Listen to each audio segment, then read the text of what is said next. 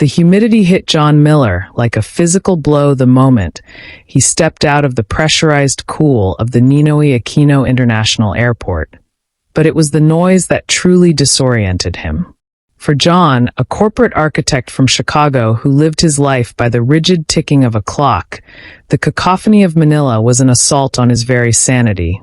Yet his wife, Sarah, and their teenage son, Tyler, looked equally terrified as they dragged their pristine luggage toward the curb. They had come here not for a holiday, but as a last-ditch attempt to outrun the silence that had infected their home in the suburbs. A silence born of overwork and digital dissociation. They expected a tropical resort, a week of sanitized isolation where they could pretend to be a family again, but a booking error and a missed connecting flight had thrown them into the churning belly of the city.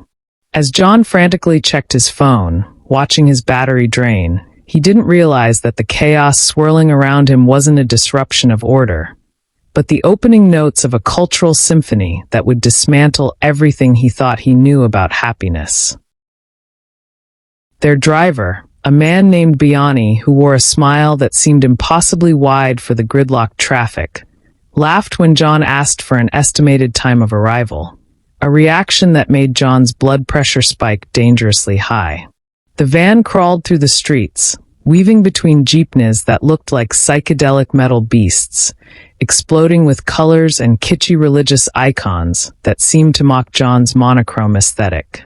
Sarah stared out the window, gripping the door handle, her eyes wide as she watched people selling jasmine garlands and boiled peanuts in the middle of the highway, risking life and limb for pennies. It was a terrifying lack of regulation to her American sensibilities, a place where lanes were suggestions and horns were a language of their own. The Millers were accustomed to the quiet privacy of fenced backyards and scheduled playdates, so the sheer density of humanity here, the way life spilled out from the storefronts onto the pavement, felt like a violation of space. They had no idea that this lack of boundaries was exactly what they were starving for. The plan was simple. Get to the coastal town of Batangas where a private villa awaited, but nature had drafted a different itinerary for the terrified family.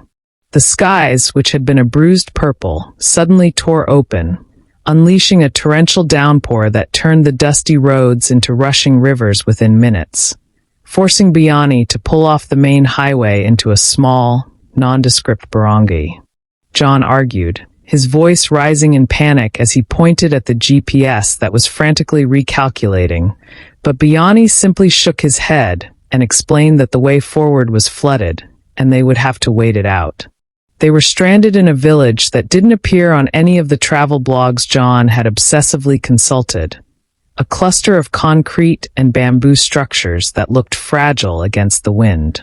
The Millers sat in the van, the air conditioning failing, listening to the rain hammer the roof like buckshot. They felt trapped, isolated, and incredibly vulnerable, unaware that outside their fogged windows, the village wasn't shutting down for the storm. It was waking up. A knock on the window made Tyler jump, dropping his phone, and John rolled it down a crack to see a woman holding a large umbrella and a tray of steaming food. She wasn't selling it, she was offering it, gesturing for them to come out of the vehicle and into the shelter of a nearby covered basketball court where a crowd had gathered. John's instinct was to refuse, to cite safety concerns and keep the doors locked, but the water was rising around the tires and the humidity inside the van was becoming suffocating. Reluctantly, with the grim determination of people walking to their execution, the Millers exited the vehicle and ran through the deluge. They burst into the dry, open-air court and stopped dead in their tracks, not because of the crowd, but because of the atmosphere. It wasn't a refugee camp or a shelter of despair. It was a party. A generator was humming, mismatched Christmas lights were strung up despite it being only September, and the smell of roasting meat was thick enough to chew. The shock on Sarah's face was palpable as she was immediately ushered to a plastic table and handed a plate of food before she could even introduce herself or ask for the manager. In Chicago, a power outage meant locking the doors and lighting candles in silence. Here, the storm seemed to be a signal to gather, to consolidate resources, and to defy the darkness with aggressive joy. The woman who had invited them, who introduced herself as Tita Baby, didn't treat them like tourists or intruders. She treated them like long-lost cousins who were late for dinner. She placed a bowl of hot soup, sour and savory, in front of Tyler, who had been sulking for hours, and for the first time in months, John saw his son look up from a screen and actually engage with the physical world. The Millers were stiff, holding their bags close to their chests, waiting for the catch, waiting for the bill, waiting for the moment the hospitality would run out. They didn't understand that they had stumbled into the concept of Capwa, a shared identity where the other person is not an object, but a part of oneself. As the rain intensified, turning the world outside into a gray blur, the activity inside the covered court ramped up to a level that John found intellectually confusing. A karaoke machine, the heartbeat of the gathering, was fired up, and an elderly man with fewer teeth than fingers began belting out Frank Sinatra with the soul of a heartbroken lover. John watched as people cheered, not ironically, but with genuine raucous support, oblivious to the pitch or the key, celebrating the act of participation over the quality of performance. In his world, performance was everything. You didn't do something unless you were good at it, unless it could be monetized or praised. Here, vulnerability was the currency. Sarah, who hadn't sung in public since her college choir days, shrank into her chair, terrified that the microphone might come her way. She watched a group of teenagers dancing, not for TikTok, not for an audience of millions, but for each other, their laughter cutting through the thunder rolling overhead. The food kept coming, a relentless tide of caloric generosity that seemed to defy the economic reality of the village they were stranded in. John tried to pull out his wallet to pay Tita Baby for the meal, flashing $100 bill, but she pushed his hand away with a look of genuine offense that made him feel small and foolish. She explained in broken English that money was for business, but food was for life, and today they were celebrating the first birthday of a neighbor's child. The fact that a typhoon was raging outside was irrelevant. The pig had been roasted, the noodles had been cooked, and life had to be honored. This was the first major shock for the Millers. The realization that celebration in this culture wasn't contingent on perfect conditions. In America, they canceled barbecues if there was a 30% chance of rain. Here, they were holding a fiesta inside the eye of a storm. It forced John to question every time he had postponed happiness, waiting for the right time. Tyler, the surly teenager who usually communicated in grunts, had somehow been absorbed by a pack of local kids who spoke no English, but were teaching him a card game using hand gestures and laughter. John watched from across the room, feeling a lump form in his throat as he saw his son smile, a real, unguarded smile that reached his eyes. There was no social posturing here, no hierarchy of cool based on sneakers or smartphones. There was just the immediate, raw connection of play. The local kids didn't care that Tyler was American or that he was rich by their standards. They only cared that he was willing to play. It was a stark contrast to the high-pressure private school environment back home, where every interaction felt like a networking opportunity for the parents. John realized that his son was starving for connection, not bandwidth, and it took a group of village kids in a storm-ravaged barangay to fill that need. Suddenly, the generator sputtered and died, plunging the basketball court into darkness, and for a second, the old American panic flared in John's chest. He expected screaming, he expected looting, he expected the chaos to turn sinister, because that was what the news had taught him to expect when order broke down. Instead, a collective cheer went up from the crowd, followed by the simultaneous flickering of hundreds of cell phone lights and lighters, transforming the darkness into a sea of fireflies. The karaoke stopped, but the singing didn't, A guitar appeared out of nowhere, and the song continued, acoustic and communal. The transition was seamless, a fluid adaptation to disaster that spoke of a resilience John couldn't comprehend. These people didn't fight the circumstances. They flowed like water around them. Sarah reached out and grabbed John's hand in the dark, her grip tight, and he realized it was the first time they had held hands in 2 years without it being a photo opportunity. In the dim light, Tita Baby sat with the Millers and began to tell stories, not of complaint, but of survival, narrating the history of the village through the disasters they had weathered. She spoke of volcanoes, of earthquakes, of super typhoons that had flattened their homes, but she told these stories with laughter, framing them not as tragedies, but as the things that brought them together. John listened, humbled, realizing that his own stress, the renovations on the kitchen, the quarterly reports, the traffic on I-90, was pitifully trivial. He had spent his life building fortresses to keep the world out, ensuring himself against every possible risk, while these people built bridges to each other to survive the inevitable. They celebrated not because they had avoided suffering, but because they had survived it together. This was the core of the Filipino spirit. The travel brochures tried to sell, but you couldn't buy this. You had to be broken enough to let it in. As the night wore on, the concept of time seemed to dissolve, replaced by the rhythm of stories and the passing of plates. Sarah found herself helping the women chop vegetables for the next round of food, stepping out of her role as the guest and into the rhythm of the kitchen.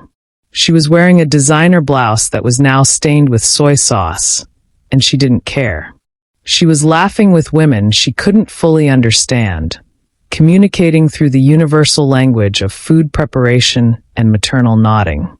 She saw how the babies were passed from arm to arm, belonging to everyone and no one, a communal parenting style that stood in stark contrast to her own isolated motherhood. She realized how lonely she had been, trapped in her big house with her automated appliances, starving for the village that she was currently chopping onions with. The shock was wearing off, replaced by a deep, aching envy of what these people possessed. The climax of the night came when the storm outside began to break, the wind dying down to a manageable gust, and the village elders decided it was time to bring out the lechon, the roasted pig that had been carefully shielded from the rain. It was paraded into the center of the court like a visiting dignitary, the golden skin glistening in the torchlight.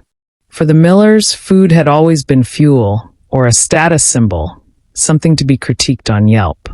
But as the butcher cleaved the meat and handed it out on banana leaves, John understood that this was a sacrament. The act of feeding the entire community, of ensuring that even the drunks and the strays got a piece, was the ultimate display of wealth. It wasn't about hoarding resources. It was about the velocity of circulation. The more you gave, the richer you were. John took a piece of the crispy skin, the flavor exploding in his mouth, and felt a tear track through the dust on his face. A young man named Rico, who had been translating for the family, sat beside John and explained the concept of bayanihan, the tradition of moving a house by lifting it on bamboo poles. He explained that you cannot carry a heavy burden alone. It is physically impossible, so the community carries it with you. John looked at his wife and son, realizing that he had been trying to carry the house of their family alone, bearing the weight of their future, their finances, their happiness, refusing to ask for help because he saw it as weakness. He saw now that independence was a myth that led to isolation. The Filipinos had hacked the code of human existence. Life is heavy, so you get more shoulders. It was a simple engineering principle that John, a sophisticated architect, had completely missed in his blueprints for a successful life. He looked at Tyler, who was now asleep on a plastic chair, leaning against a local boy, completely safe, completely at home. The sun began to rise, painting the storm-washed sky in hues of violent orange and pink, revealing the devastation the night had hidden. Trees were down, roofs were missing, and debris littered the streets. But the mood in the covered court didn't shift to despair. It shifted to action. Without a foreman or a project manager, the men stood up, shook off the hangover of the fiesta, and picked up tools. They moved as a single organism, clearing the roads, patching the roofs of the most vulnerable first. John watched, expecting to see the Millers ignored now that the party was over. But Tita Baby was already organizing a ride for them to their original destination. She handed them a bag of leftovers, the pabayan, insisting they would get hungry on the road. She refused any payment, simply asking them to remember the village. The transaction was purely emotional, a debt of the soul that John knew he could never repay with currency. As they walked back to the van, the contrast between the physical destruction and the social cohesion was jarring. In the U.S., a disaster of this magnitude would result in weeks of insurance claims, lawsuits, and isolation. Here, the disaster was just another Tuesday, a backdrop against which the drama of connection played out. Sarah stopped and looked back at the covered court, where the cleanup was happening with the same boisterous energy as the party. She turned to John, her face stripped of makeup and pretense, and said, "We do it wrong. We do everything wrong." It wasn't a condemnation of their country, but a realization of their priorities. They had optimized their lives for efficiency and autonomy, stripping away the friction of community, only to realize that the friction was what generated the warmth. They were leaving the disaster zone, but they were the ones who felt like they needed rescuing. The drive to the resort was silent, but it wasn't the tense, angry silence of the arrival. It was a contemplative, heavy silence. The landscape passing by was no longer just poverty and chaos to John's eyes. It was a network of resilience. He saw the tricycles overloaded with families and didn't see safety violations. He saw intimacy. He saw the small sorry stores and didn't see lack of inventory. He saw community hubs. The lens through which he viewed the world had been cracked and replaced. Tyler was the first to speak, looking up from his phone, which he hadn't unlocked since the night before. "Can we go back there?" he asked. "To the party?" John looked at Sarah, and they both knew the answer. They were going to a 5-star resort with infinity pools and room service. But the highlight of their trip had already happened in a basketball court with a leaky roof.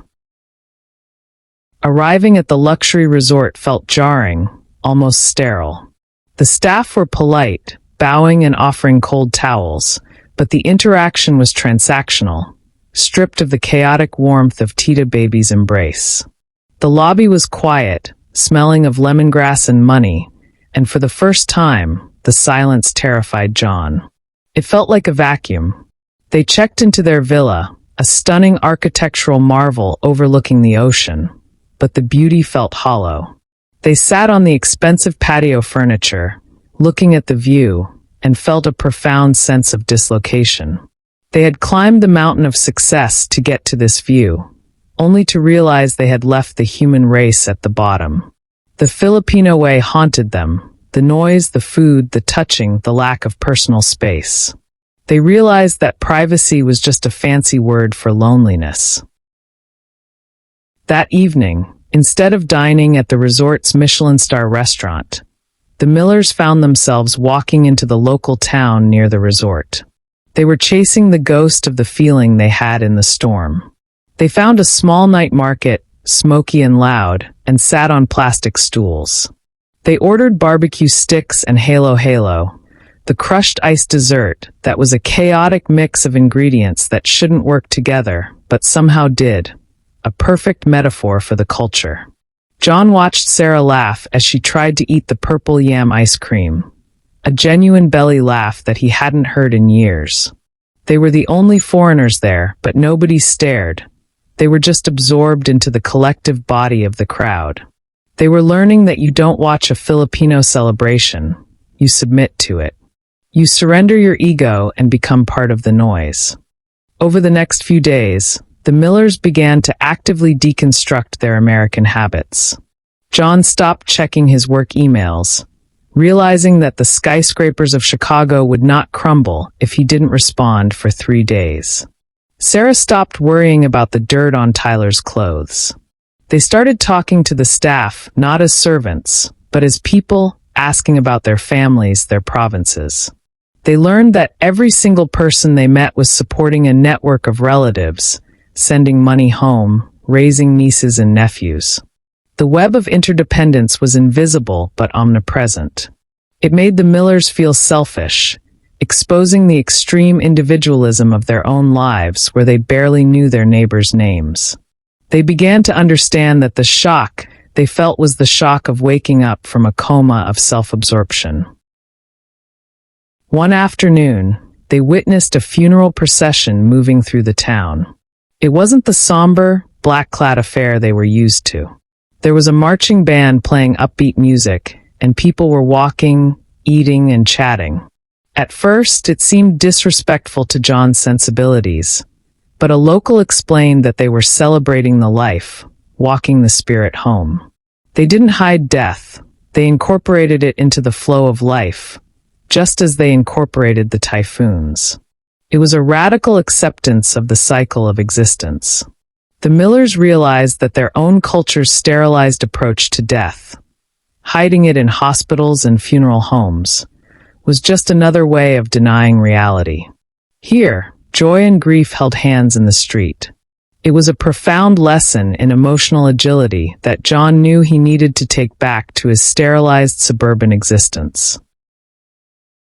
As their trip neared its end, the BR months phenomenon became even more apparent. It was late September, but Christmas carols were blasting from every jeepney and mall. John asked a shopkeeper why they started so early, and the man smiled and said, "Because we love to be happy, sir. Why wait for December?" It was a devastatingly simple logic. Why ration joy? Why limit the season of giving to 2 weeks a year? The Filipinos stretched the happiness out, diluting the sorrow of their daily struggles with a 4-month-long party.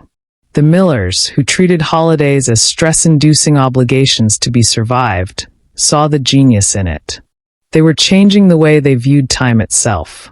Life wasn't a series of problems to be solved. It was a series of celebrations to be interrupted by problems.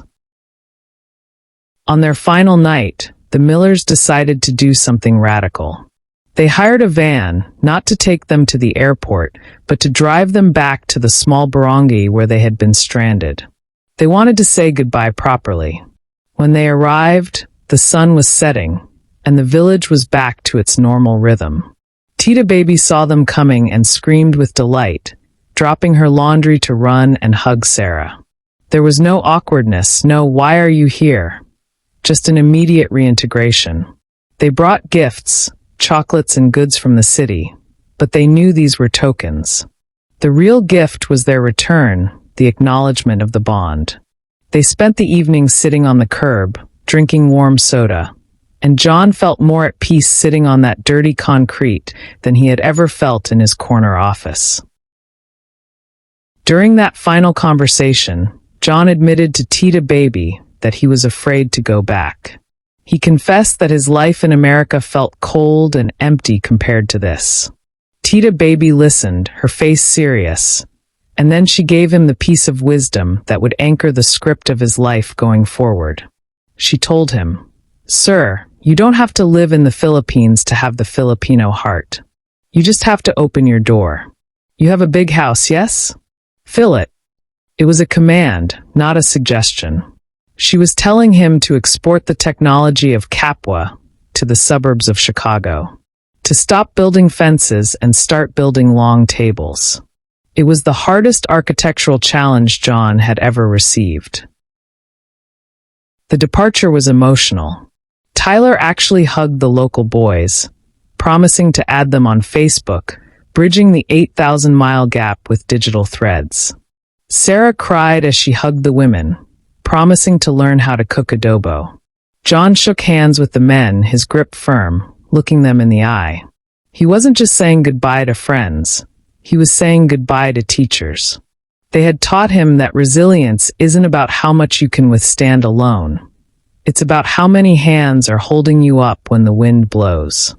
As the van pulled away, the village waved as one body, a collective organism of goodwill that burned itself into the Millers' retinas. They were leaving the poorest place they had ever been, feeling like they were leaving the richest place on earth. The flight back to Chicago was a decompression chamber. The Millers sat in silence, but it was a companionable silence now. They were processing the data, rearranging their internal hard drives.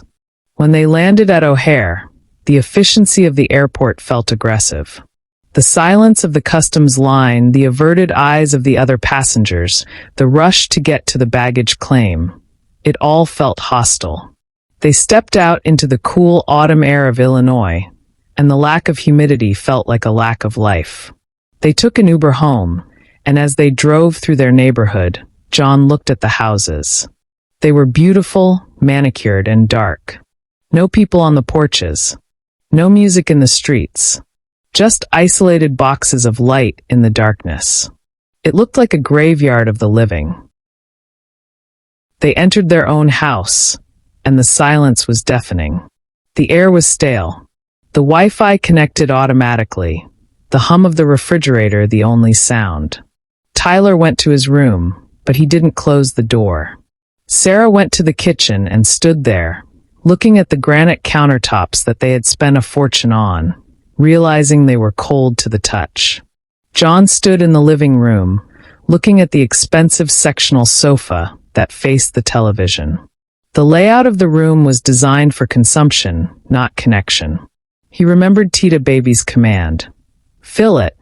He realized that their house was a museum of their net worth, not a home for their network. They had space, but they had no room for anyone else. The change didn't happen overnight, but it started that weekend. John went to the garage and found the old folding tables they used for garage sales.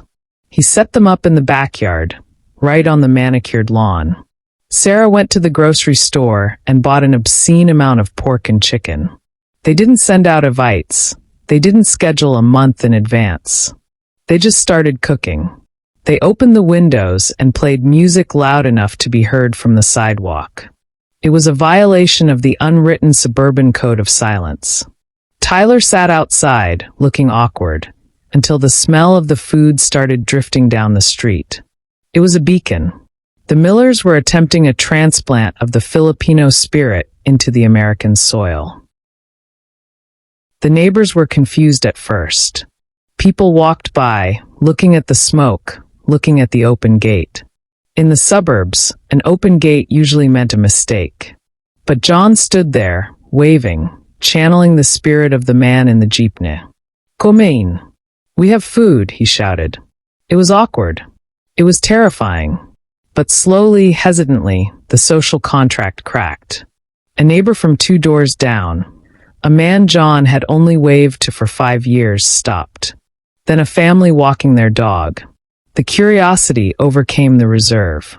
They walked up the driveway, lured by the universal gravity of free food and music. Sarah handed them plates, smiling the way Tita Baby had smiled, aggressive hospitality. By sunset, there were 20 people in the Millers' backyard. It wasn't a riotous fiesta. The Americans were still stiff, holding their drinks, making polite small talk. But it was a start. The fence was still there, but the gate was open. John looked around his yard and saw the cracks in the isolation. He saw his son showing a neighbor's kid a game on his phone. He saw Sarah laughing with the woman from across the street. It was a pale imitation of the Barangay in Batangas, but the seed had been planted. They were shocking their neighbors not with a storm, but with the radical act of proximity. They were proving that you don't need a typhoon to come together. You just need to decide that you don't want to be alone anymore. The Millers had gone to the Philippines looking for a vacation, for an escape from their reality. Instead, they found a cure for it. They learned that the way the world celebrates life isn't about the budget, the venue, or the exclusivity list. It is about the bayanihan of the soul, the refusal to let your neighbor carry the burden of existence alone. As John flipped the meat on the grill, surrounded by the murmur of new conversations in his previously silent backyard, he realized they hadn't just brought back souvenirs or photos. They had brought back the fire. And as the first snow of the Chicago winter began to fall later that month, the light in the Miller house burned a little warmer, a little brighter, and the door, against all convention, remained unlocked.